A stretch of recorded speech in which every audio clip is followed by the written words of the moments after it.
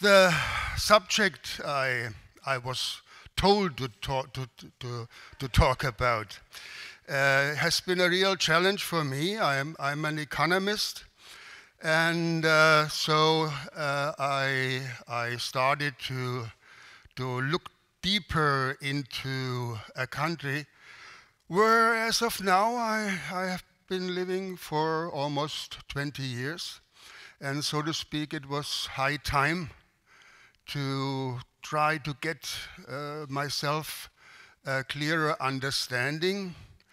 And so at first I have tried to give a few, let's say, aphorisms, yeah, that I invented about Brazil to, to get closer to the country. Now, Brazil, as I see it, and I would say, definitely speaking from a European or more specific a German perspective, Brazil is a country without history because its past is still present. And so when we look, let's say, on European countries, we have closed chapters, yeah. But in Brazil, none of its history is, so to speak, a closed chapter. The second idea, everything is mestizo. It's a Portuguese expression, a mixture, nah? Mixed like the population. Nah? The economy is mixed, very mixed. The nature is mixed, and so on. And in this sense, slavery is still as much present as the monarchy. One has to imagine that for decades, Brazil had a monarchy, a European monarchy, part of it Habsburg origin. And this happened at the same time when there was still slavery. Nah? And there's also a big strain of anarchism in Brazil.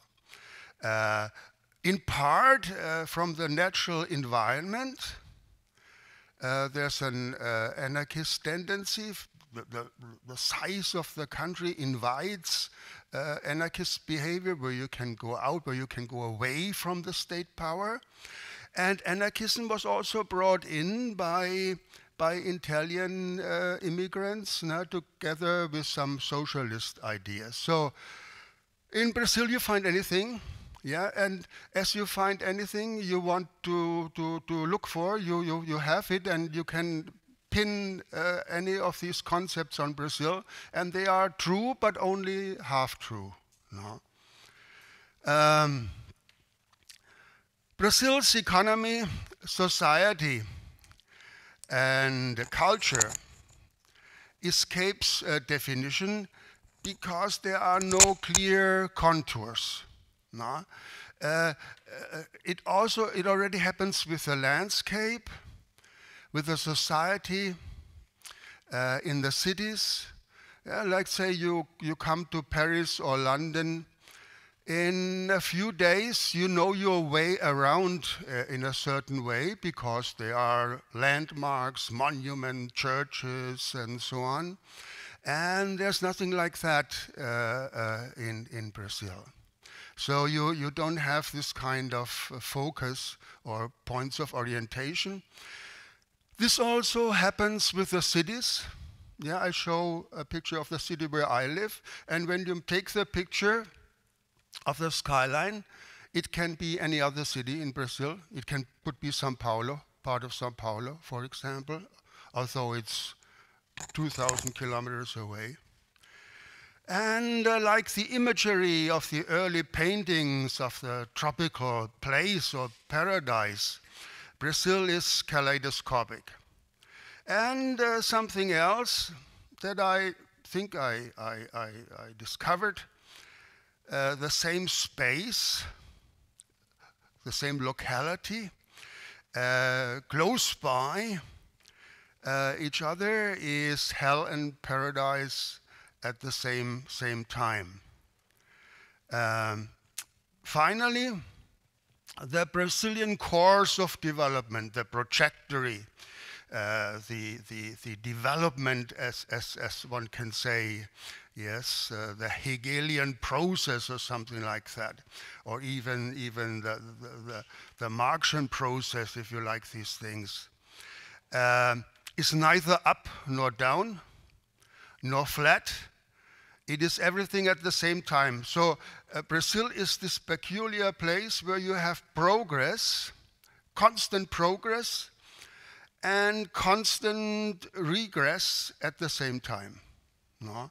And this makes it hard to understand the country, especially as a European. So the first couple of years, I made this joke in Brazil when students ask me, why are you still here? What are you doing here? Why do you say, I can't go back to Europe. I can't go back to Germany. Because when I go back, my colleagues ask me, explain this country to me. Tell me about the economy. And I have to say, I have no idea how it works. Yes. And so there's the saying, God is Brazilian, nah? But I interpret it as the hidden God, nah? The God that is unknown to human understanding, which is the deeper meaning of this biblical idea. Like God, Brazil is fundamentally unknowable, nah? With its essence forever hidden. Nah? So it is fairly easy to get an idea about France. What is France about? What is Spain about? Yeah, even what is Portugal about? Nah? But you cannot say that about Brazil.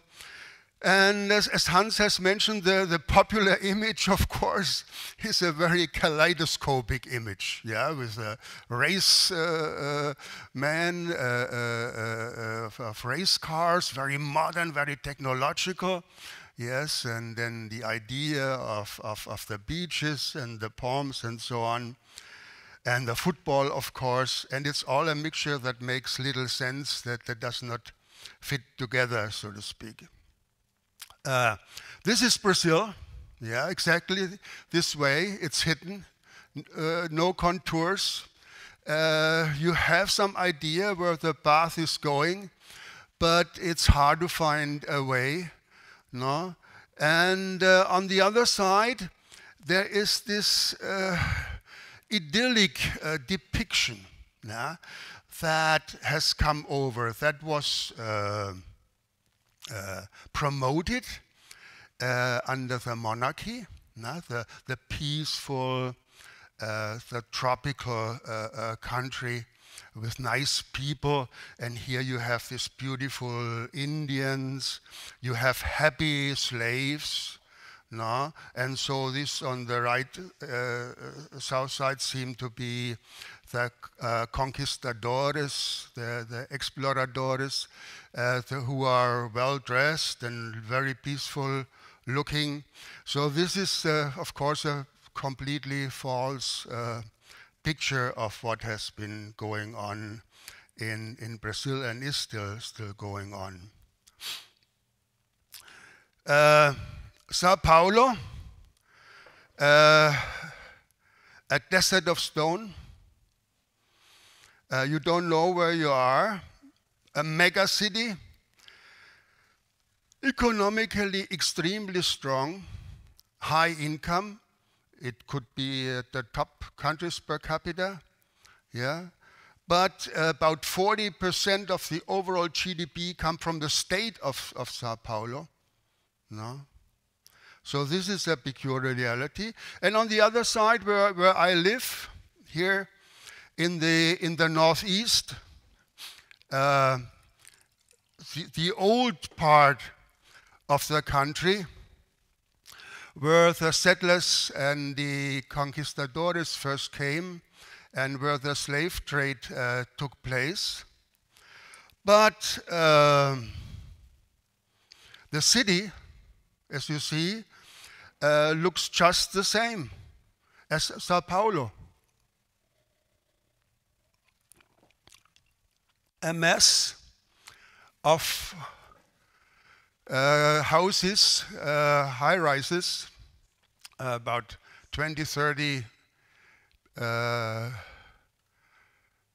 sizes. And on the other side, you have right beside, it takes half an hour to get out of the city, and you will be in this tropical paradise, no? Where also there's infrastructure, as you can see. There are boats, you can have a meal and so on.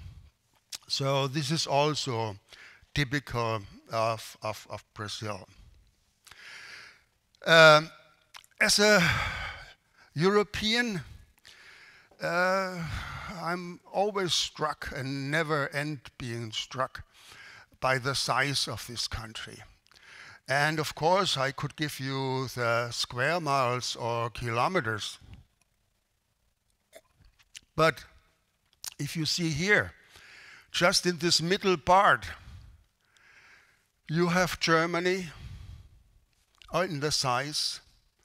You have the United Kingdom. You have Spain, France, big European countries. Yes. And so a large part of the European continent would only occupy a small part of Brazil. No? So there are continental dimensions, and still a population of slightly over 200 million. So this feeling, for me at least, that I had and still have is, okay, you can go on. Yeah, the population can grow. Yeah, they can grow for decades and decades and more, and the land waits for you. No? That's a feeling one probably had in the United States, but in the meanwhile, it's no longer this case as it is in Brazil. So the funny thing is, and I'll show a graph about that later on, that there is no immigration. No immigration. No? Nobody seems to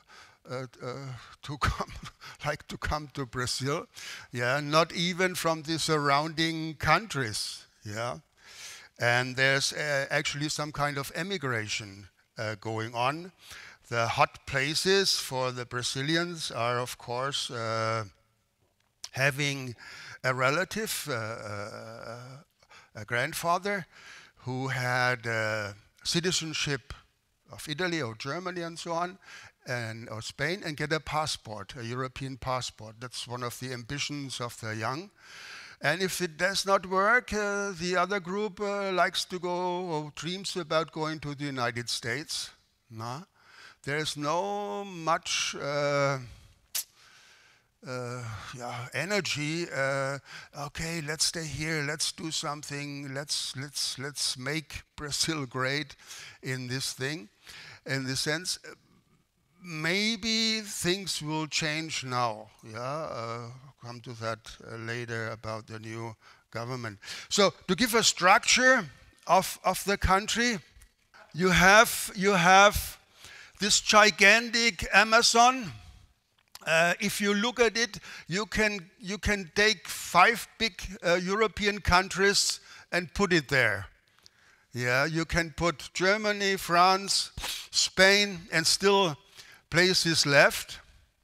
And because down there, from the lots of grass and forests, there is marshland, some jungle, and the cattle farms.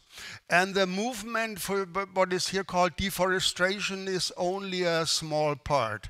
So the recent news about fires in the Amazon, I mean, already the idea that a jungle, rain jungle, could burn is a little bit strange. And so further down, you have the area where they have milk production. It's called the land of the cheese. And further down, you have Sao Paulo. Yeah, you see the GDP. Yeah, gross domestic product. That's the place where work is going on. Yeah, it's hard to understand that in this GDP here and pollution, 40% of the overall gross domestic product is being made. No? It's the heartland, the economic pulse of the country. No? And then you have further south the countries of the European non-Portuguese immigrants. It's called here Brazilian Russia. No? There are a lot of, it's Paraná, there are a lot of immigrants from the Ukraine, from Poland, along with Germans. Yes, this part, and then where it's called Nazis and beaches, the beautiful beaches in Santa Catarina. It's a state that is almost completely German of origin. Yeah, and further down is Rio Grande do Sul, a gigantic country in itself. I took a bus ride. I had the commission at the Uruguayan border, and I took a bus from Porto Alegre to the south, and I slept for hours. I woke up, still there, still riding on, still all flat. No, then I slept again, and it seemed it didn't even end so long, so far, and so wide. And of course, a lot of cattle breeding going on, and this is settled also mainly by Germans, but it has a very leftist tradition and a very what's called here LGBT, a very progressive attitude. These are the progressives down there. And it's also the country, the state of Giselle Bündchen. Yeah, so something positive.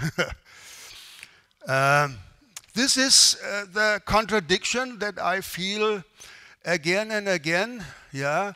Our winter time is in December. Our summertime, high summer, is it always confused, is in December. And this is also the time when you see the Santa Claus walking around in the European style, well protected against cold and snow. And so it gives you a kind of absurd feeling and paradoxical way. The Santa Claus is very popular all over in the shopping centers and so on. Children can go there, and he's very, very, all in the traditional style. And now already the malls are full. They start already now preparing for Christmas, which is a big thing in Brazil. So you have, let's say, a European tradition. Christianity, you have Christmas and so on. You feel almost in this sense at home.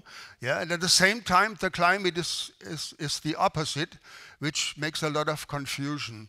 Yeah, I still have to concentrate when I write down a date, which month am I in? I always have to think. Yeah, in Europe, you just knew it. You looked outside and you knew which months it is. Just from the climate, from the temperature, you knew it was winter or summer or August. August looked different than September. But I always have no idea, are we really September? So these are the strange things that happen to a gringo in Brazil. Huh?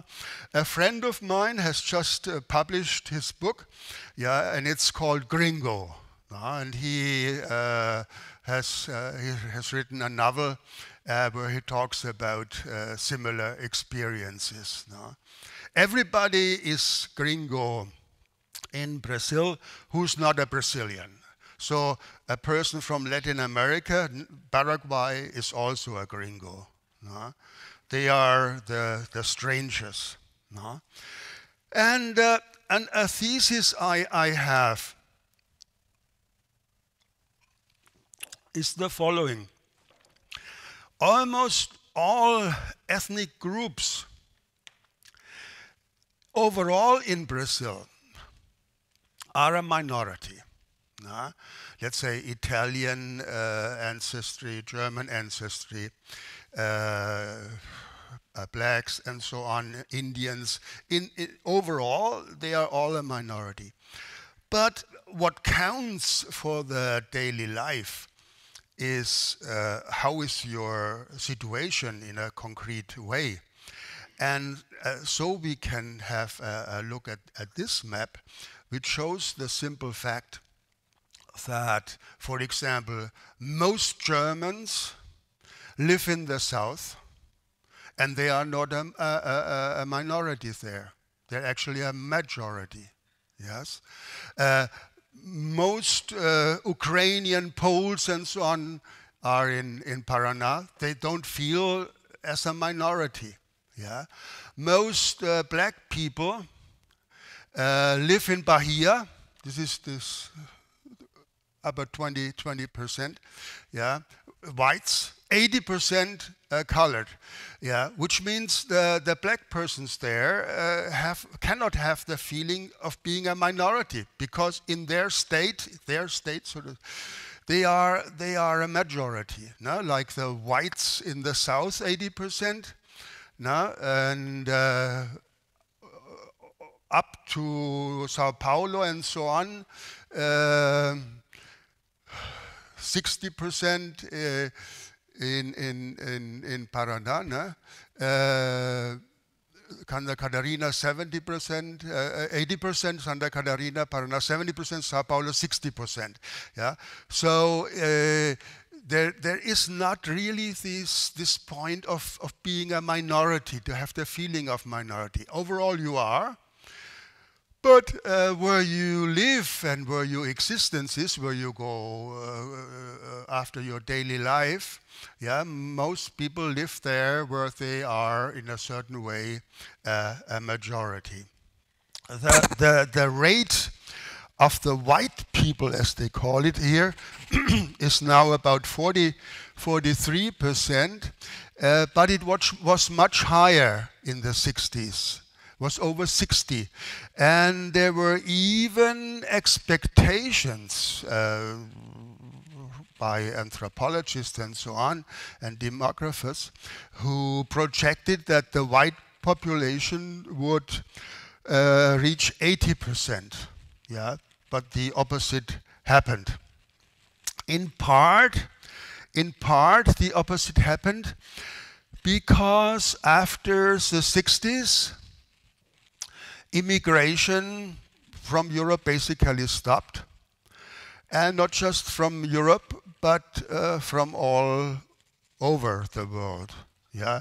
Also, there was a strong immigration in the beginning of the 20th century of Japanese. In Sao Paulo, there's a strong Japanese community, which now has several million, yeah?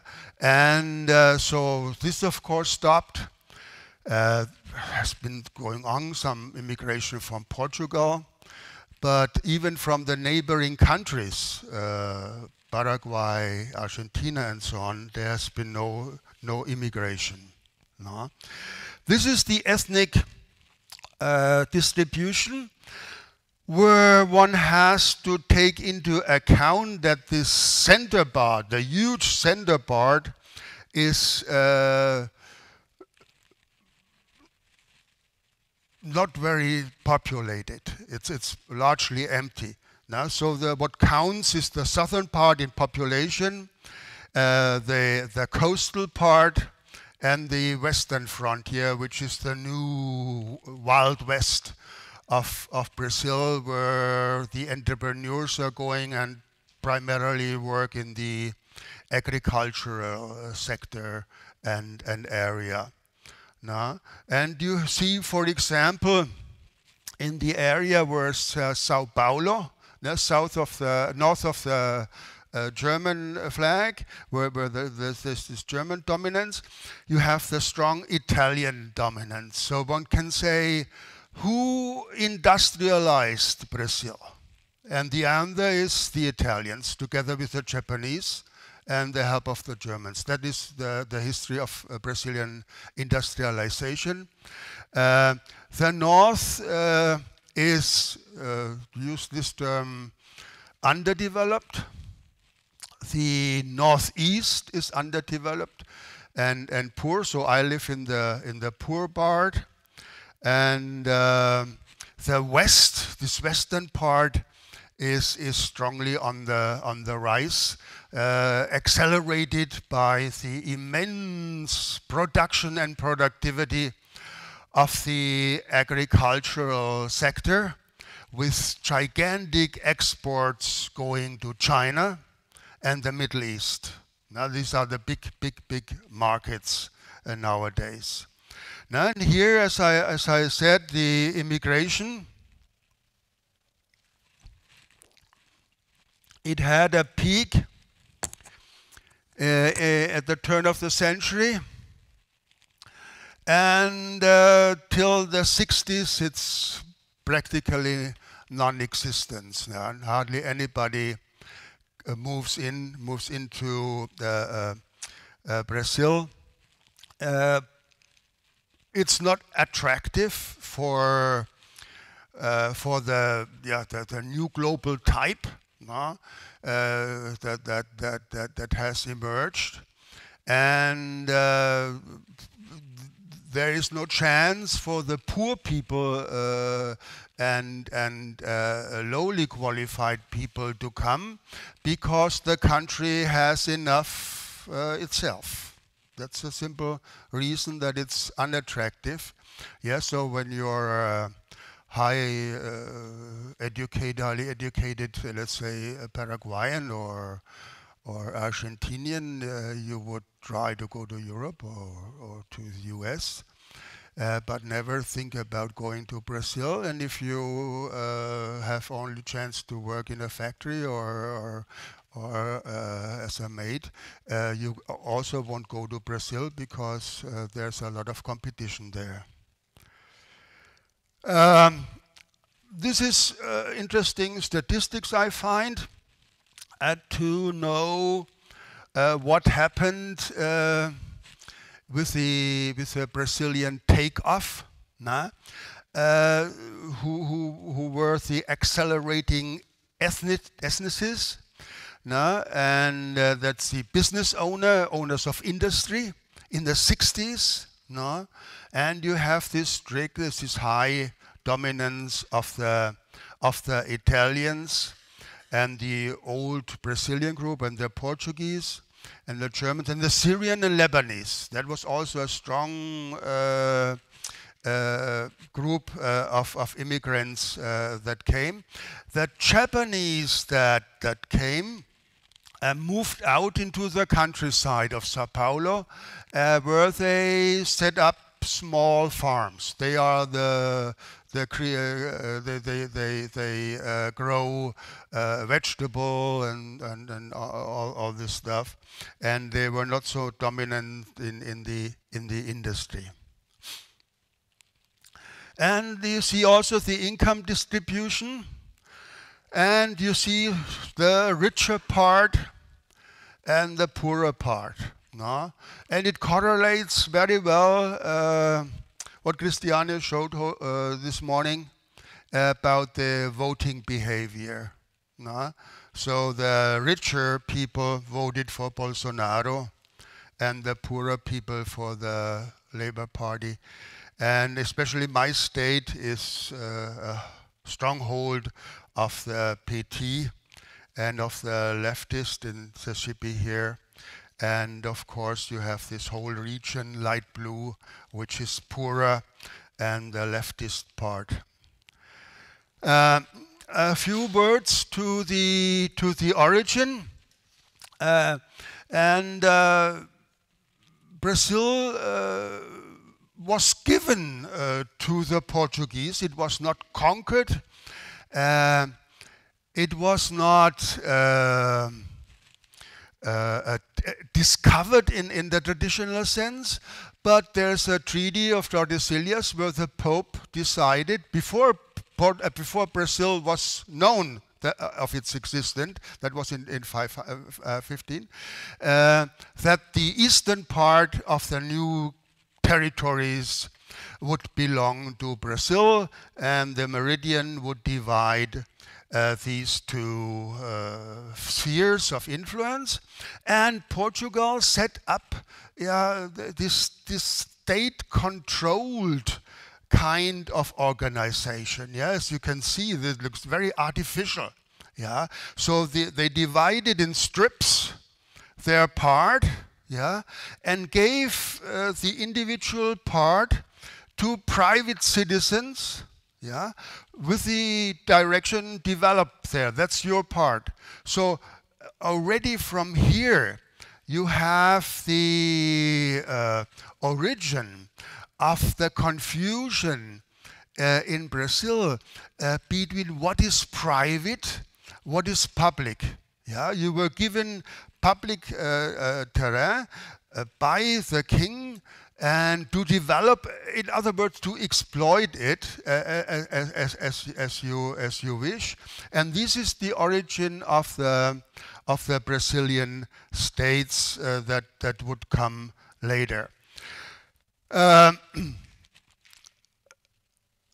Just a few words about slavery. And as you can see from these flows, and compared to the United States, Brazil has been the major importer of slaves throughout the centuries. Nah? It's a number, yeah, with the rest. In the United States, it's relatively few. Nah? And here we talk about close to 5 million. Nah? Which also means that taking the current population, that black people in the US could reproduce, could grow, could multiply, while the poor black population in Brazil is still, so to speak, a minority. That means a lot of these slaves died at the workplace through to exhaustion and brutal treatment. Nowadays, this idea of race and racismo, yeah, is getting imported from the United States. So there's a new identity movement, which is ridiculous, yeah, because as I said, the pure black are very rare. Yeah, most are mixed with all kinds of, with all shades of gray, all shades of colors. And in the same family, you have one person who is darker, one who is brighter, and so on. And so ridiculous things show up. I've seen this note various times. It says every 1 minute, 83 young blacks get killed in Brazil as a result of your racism. And now I made a short calculation and noted that Brazil is extinct in the meanwhile, including the whites. Yeah. So you see a lot of exaggeration about racism, yeah, often made up, poorly made up. There are strict laws nowadays. You have to be very careful what you say. And there's also a quota system, yeah, which was implanted by the federal government, that places at the university are reserved for so-called blacks, but it's hard to prove it. So sometimes from the same parents, yeah, one gets the quota and the other does not get it. And the commission says, well, he looks like a Negro, yeah, and the other doesn't. So the other one doesn't get it. Yeah, it's absolutely ridiculous and absurd and highly risky because they get a negative badge. Brazil, a country for everyone, that's the official propaganda. But as one can see, it is not a nation in any sense. No? Even when there are these big events like football and so on, you can see there is within the country there are in fact many Brazils. Thank you very much.